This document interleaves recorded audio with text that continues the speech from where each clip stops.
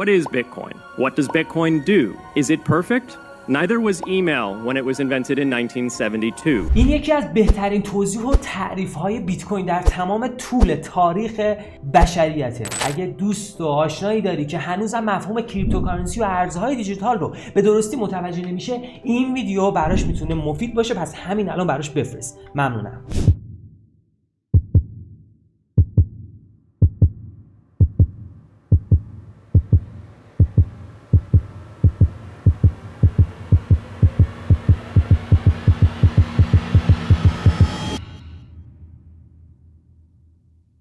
What is Bitcoin? Bitcoin is the world's first cryptocurrency, and it works because of the world's first public blockchain network. What does Bitcoin do? It lets you send and receive value to and from anyone in the world using nothing more than a computer and an internet connection. بیت کوین اولین زیرساخت پرداخت دیجیتال عمومی در جهانه و این یک انقلاب بزرگ به حساب میاد. علت این که عنوان عمومی رو براش به کار میبریم اینه که برای همه در دسترسه و فقط مربوط به شخص خاصی نمیشه. But the only public payments infrastructure that we have is cash. Before Bitcoin, if you wanted to pay someone remotely, you would rely on a private bank to open their books and add a ledger entry that debits you and credits the person you're paying. و اگر یک بانک به مشکل بر بخوره مجبوریم که از بانک‌های دیگه استفاده کنیم و کارمون رو طولانی‌تر انجام بدیم. اما بیت کوین اینجوری نیست. With Bitcoin, the ledger is the public blockchain, and anyone can add an entry to that ledger, transferring their Bitcoins to someone else. And anyone, regardless of their nationality, race, religion, gender, sex, or creditworthiness, can for absolutely no cost create a Bitcoin address in order to receive payments digitally.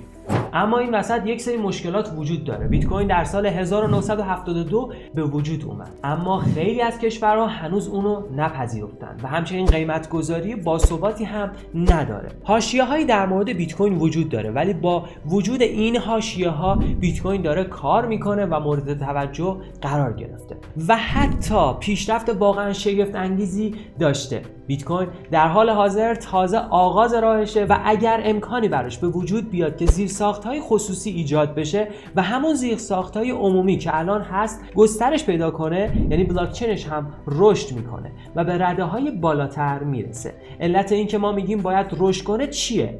A simple reason. Because the corporate intermediaries providing today's critical but privately owned infrastructure are becoming fewer, larger, and more powerful, and their failures are increasingly grave. So roughly half of all Americans, 143 million people, had their social security numbers exposed to hackers because of a breach at Equifax. و وقتی که این موضوعات مورد بررسی قرار گرفته به این نتیجه رسیدن که این هک ها یا این سرقت ها از کارمندان رده پایین همون ارگان ها بوده. In October 2016, an estimated 1.2 million internet connected devices were hacked and turned into a botnet that for several hours made prominent websites unavailable across Europe and North America, including CNN and Fox News, the New York Times and the Wall Street Journal. نیویورک تایمز و وال استریت جورنال ماشین های فیزیکی هستن که برای افزایش قدرت و افزایش قابلیت هاشون به اینترنت متصل میشن. در واقع اونا توسط سرورهای خصوصیه که به اینترنت متصل میشن. حتی بیمارستان ها هم دچار مشکل هک میشن.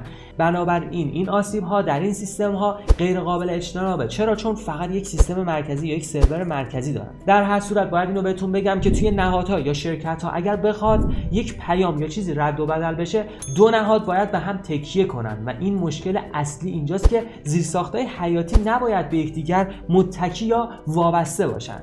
The internet removed single points of failure in communications infrastructure and ushered in a wave of competition among new media corporations building on top of its public rails. Blockchains can similarly disintermediate critical payments and IoT infrastructure. The technology is not yet ready to answer all of those questions today, but it is our best hope. And as with the internet in the 1990s, ما فقط به یک سیاست نیاز داریم و یک حمایت قوی که بتونیم پیشرفت کنیم و بلاکچین رو بهتر و بهترش کنیم. یک کلیپ دیگه برای توضیح بیشتر از طرف مسئول سابق کنترل ارز ایالات متحده آمریکا وجود داره که میاد تفاوت بین وب 1 و وب 2 و ارز دیجیتال یا وب 3 رو بیان میکنه. So the characteristic of Web 1 was an ability to look in a curated walled garden at a set of content. The innovation of Web 2 was that suddenly you could not only read content, but you could also write content. This is when the blogosphere became a big thing. The reason for the centralization of the internet, of course, was that all of that activity was being monetized by a very small number of companies. What makes Web3 different is the ability to own the actual network. And that's what crypto assets themselves represent, is an ownership stake in an underlying network. حالا این یعنی چی؟ یعنی اینکه شما در شبکه‌های رمزنگاری شده میتونید مالکیت تام داشته باشید و مالک یک شبکه باشید، مثلا مالک اتریوم. شما این اختیار رو دارید که یک شبکه رو در مالکیت خودتون در بیارید با رسوندن قدرت محاسباتی به اون. دقیقاً چیزی که گوگل یا شرکت‌های محدود دیگه قبلا فراهم می‌کردن. That's what the project of crypto is all about, is allowing people to directly own the networks that have native assets that are supporting it, and that's the nature of decentralization. پس دارندگان توکن یا هولدرها در زبان عادی میشه دارایی‌های دیجیتال، درسته؟ که نقش کلیدی برای ورود به لجر و رقابت رو برای شما فراهم میکنن، درسته؟ بله. Right. So describe to us how those digital assets fit into this internet revolution, Web3. So the concept is that you have sort of application layer tokens and you have protocol layer tokens. So if I'm an owner of Bitcoin, let's say that I'm a miner of Bitcoin, somebody who actually creates Bitcoin. The Bitcoin is the reward I receive for doing the work to keep the network operational, and that allows me to own a piece of the Bitcoin blockchain.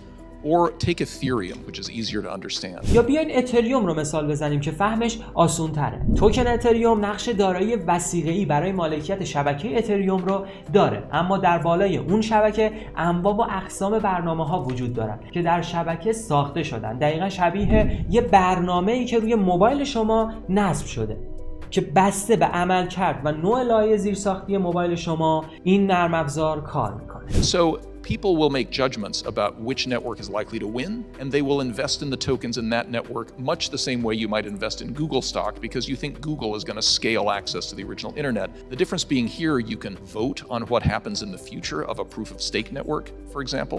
You can get rewarded through a proof of work token for maintaining a ledger on something like Bitcoin. But the real message here is that what happens on the decentralized internet is decided by the investors, versus what happens on the main internet is decided by Twitter, Facebook, Google, and a small number of others. که در وب 3 این قضیه وجود نداره. اگر از این نوع ویدیوها خوشتون اومد و میخواین در کریپتو بیشتر آموزش ببینید، حتما کانال رو سابسکرایبش کنید که هر روز مطالب زیادی براتون خواهیم داشت. در آخر چند ویدیو بهتون پیشنهاد داده میشه که اونا رو هم میتونید ببینید. یادتون نره ویدیو رو لایکش کنید که کمک میکنه ویدیو به بقیه هم پیشنهاد داده بشه و اونا هم بتونن اطلاعات مناسبی از بیت کوین داشته باشن. همیشه رمزارزی بمونید و شما رو به خدای بزرگ میسپارم.